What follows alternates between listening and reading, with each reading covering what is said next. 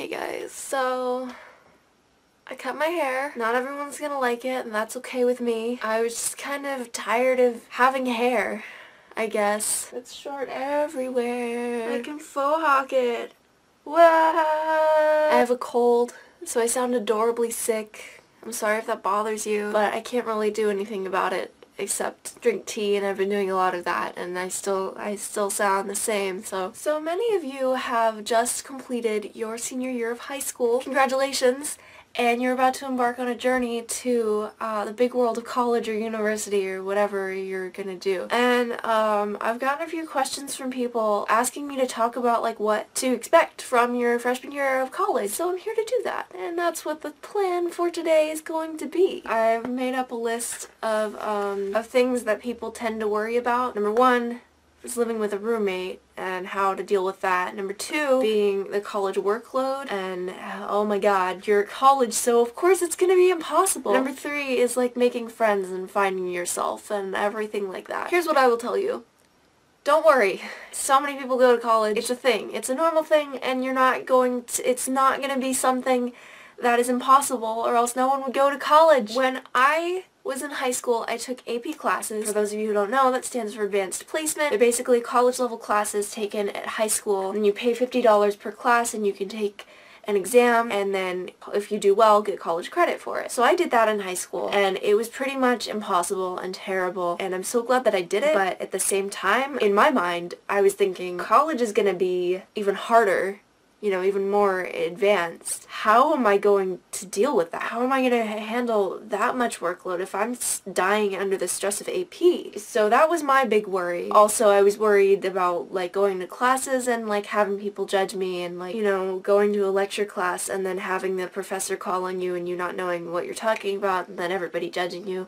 That was what was in my head. None of that has been true. College is like the best thing that has ever happened to me, and while it can be difficult and a culture shock and everything like that, you have nothing to worry about. You'll be fine. One of the things that people tend to worry about before going to college is living with a roommate. How are you going to deal? What if the roommate hates me? What if the roommate's a serial killer? What if I hate my roommate? What if we can't get along? What if they bring someone over to sleep with every single night, and, you know, what if they're loud? What if they snore? And so on and so forth. Having a roommate can be stressful, and it can be something to complain about, and I've been in the situation where having a roommate is complain-worthy. I've also been in the situation where having a roommate was not a big deal at all. There are resources there to help you and to make sure that you're safe and that you are living in a safe and welcoming environment and that you're happy and that everything is fine. These universities have thousands and thousands of students going to school, and a high percentage of those students live on campus, and there's no way that that could work unless they had resources available to make it the most pleasurable and easy and fun and memorable experience that you can imagine. Living with a roommate, it changes from like dorm to dorm. The dorm that I lived in for the past 2 years, it was pretty big. We both had a wardrobe, a pretty big wardrobe. We both had a desk. We both had a set of drawers. We both had a bed that could be, you know, lofted or whatever. And we both had a bathroom to share, which was revolutionary. My dorm was a newer dorm, so my experience is a lot different from the standard dorming experience. The traditional dorm is to have community bathrooms, you know, one for each sex per floor. I've actually had friends who have had to go up or down a floor to get to the girls' bathroom. That's the living situation that they lived in, and mine was different. So you could run into many different variables living on campus. You could be in a friendly dorm, you could be in a quiet dorm, you could be in a dorm where you hate your neighbors, where you love your neighbors, where you talk to people, where you don't talk to people. The dorm that I lived in was set up like a square. The hallway was like a square. It was a big square, and you could walk around. So my freshman year of college, I had a room that was on a corner, and most of the hallways there were rooms on either side. My room faced a blank wall, so most people didn't really think to knock on my door and invite me to things. If there was like a dorm-wide event, or if people were just trying to make friends, I was never really in that group of people. Also, I was a bit quiet my freshman year of college, and so I would be out and about in the dorm my spring quarter, and people would be like, "Hey, did you just move in?" "Yeah, in September." My sophomore year of college, I chose an area where there were doors on either side of the hallway, so I wasn't on a corner. I was in a situation where more people would knock on my door and I would make more friends, and that's what ended up happening, is I knew a lot more people in my dorm and felt a lot more included and more welcomed. Even though I was in the same dorm both years, I had a very different experience for both. So having a roommate, let's get to that. Basically, the way it worked for my university was when you sign up for on-campus housing, you look at all of the options for the dorms and you rate them for the one that you want the most and the one you want the least. You specify if you're a smoker, non-smoker, if you're social in your room, if you're not social in your room, if you're an early riser, or if you are a night owl. General living habits, so they can find somebody who will work the best for you. So right away, you're probably not going to get a roommate that clashes with you too badly, unless you are dishonest when you fill that form out, in which case you might get the worst roommate of your life. So you're paired with someone, you go and you meet them, and it's all great. Hey, how's it going? Like, I shake your hand. I'm your roommate for the next 9 months. Nice to meet you. The next thing that will help you have a memorable and enjoyable experience in your dorming career. I'm not sure if every college does this, but I'm pretty sure they probably would, like if they have any common sense at all. Roommate agreement forms. You both have to fill out this form online together and you submit it, and like it's mandatory and you'll be hounded if you don't do it. Basically, it asks you every single question you would think to be asked. How often are guests allowed in the room? What time do we need lights out? Is it okay to use the computer when the other person's in bed? Is it okay to borrow things? Is it okay to share things? Blah, blah, blah, blah, blah. Every single question you could think of, and even more that you hadn't thought of. It says like, roommate 1, what is your choice? You click that. Roommate 2, your roommate clicks that. And if there's any discrepancies, there's a little text box that says, okay, please describe the agreement that you've come to. For example, if I want to go to bed at 10 p.m. every night and my roommate wants to go to bed at 2 a.m. every night, which is what happened last year,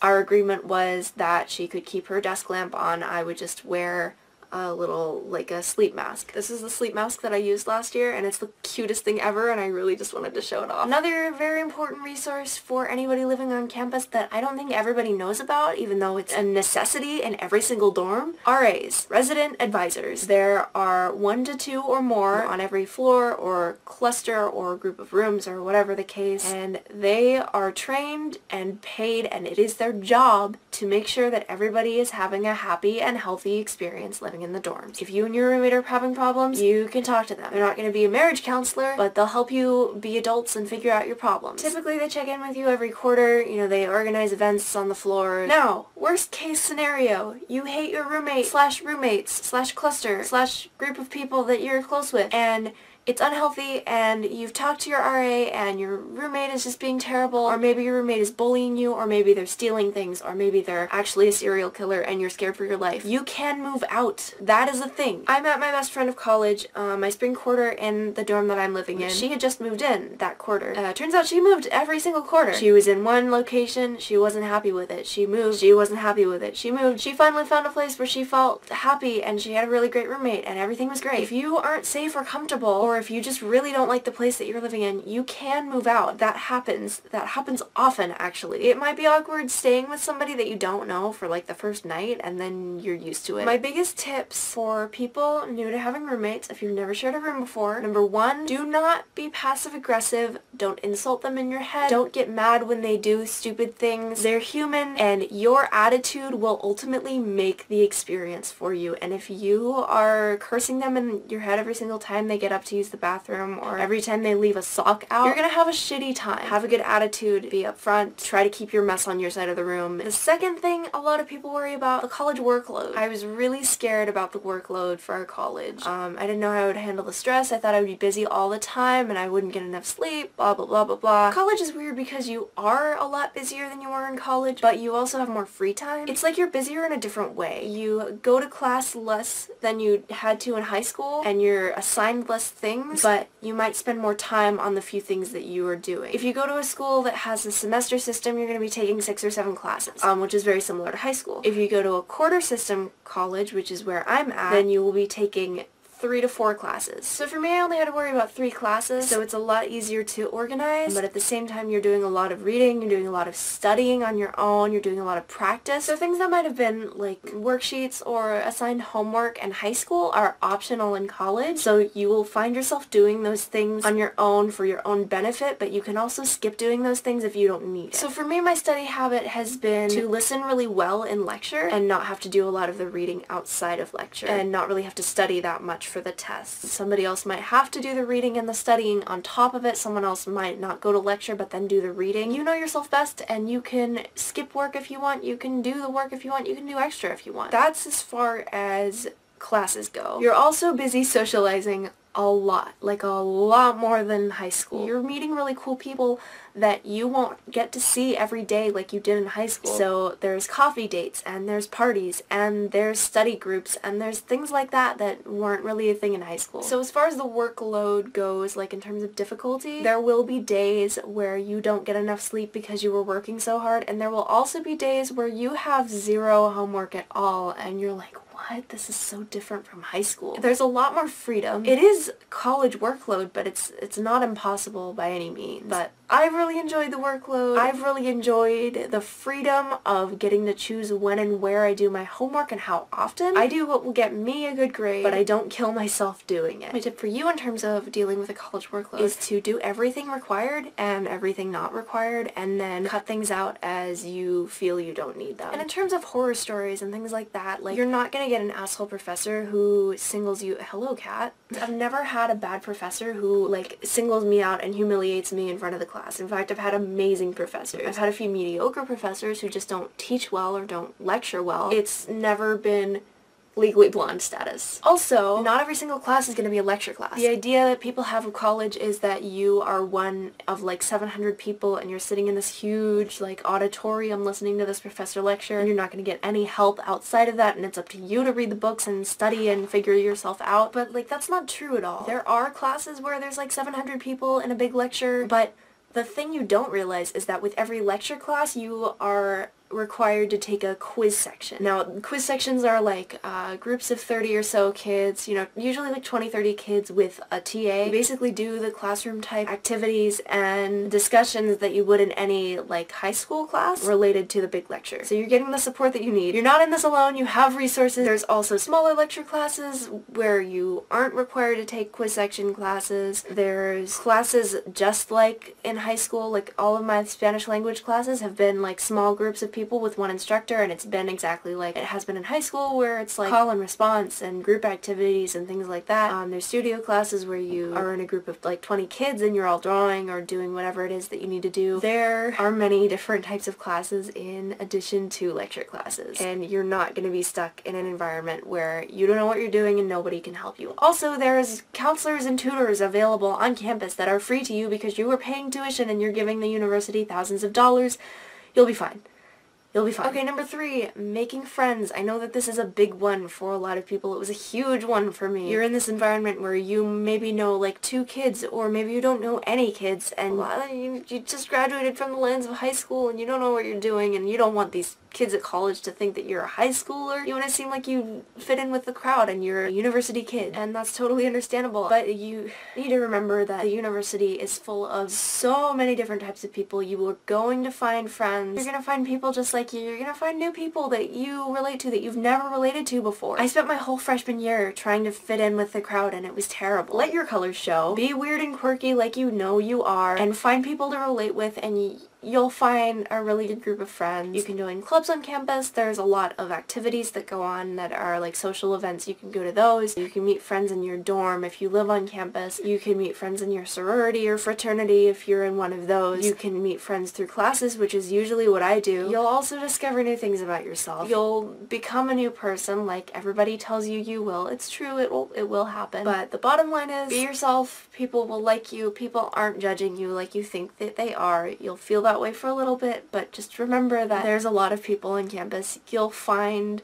the right group of people for you, and you will have a blast. Now, I have some miscellaneous tips for any college goer. Don't overpack. I'm the queen of overpacking. Don't do it. You don't need all of that stuff. Try and find textbooks cheap or used or online, or go without them if you can, if it's not really a super important class. Textbooks are way overpriced. Maybe get an on-campus job if you want. My job really helped me find friends and feel accepted and loved, and I highly recommend it. Also, it's money. Definitely go into college with an open mind. Very few people who go into college knowing exactly what major they're going to go into ever stick with it and go with that major. I went into college thinking I was going to go into general sciences or astronomy or some sort of sensible major, and came out with drawing and painting. So anything can happen. I just talked to somebody who went into college for biology and switched to English and psychology. That happens a lot more than you realize will happen. So take a lot of classes, things that you never would have taken before. Find an interest, find a major that you really like, and don't worry too much about the career, because everything will work out in the end. It always does. If you're on a meal plan, it's best to divide up your money day by day and just buy the day's food every single day instead of by week or by month or whatever. That way you'll be left with money by the end of the quarter and you won't be starving and mooching off of other people. I've been there. It sucks. I think that that's it for the college experience, which is good because I've been talking for a really long time. Pack the necessities, take fun classes, talk to people, introduce yourself to random people, like do the things that scare you. Don't worry too much because there will be plenty of resources on campus for you, from tutors to counselors to sun lamps, which is actually a thing at my university because in Washington we don't get enough sun. I hope that this video was super duper helpful for all of you college babies about to go off to college, and if you have any more questions, please let me know. I'll get to them in a future video, or I'll answer your questions in a comment below. I really hope that I've covered everything. I'm gonna go and lie down because standing up while you're sick is not really that fun. I will see you guys next week. Bye!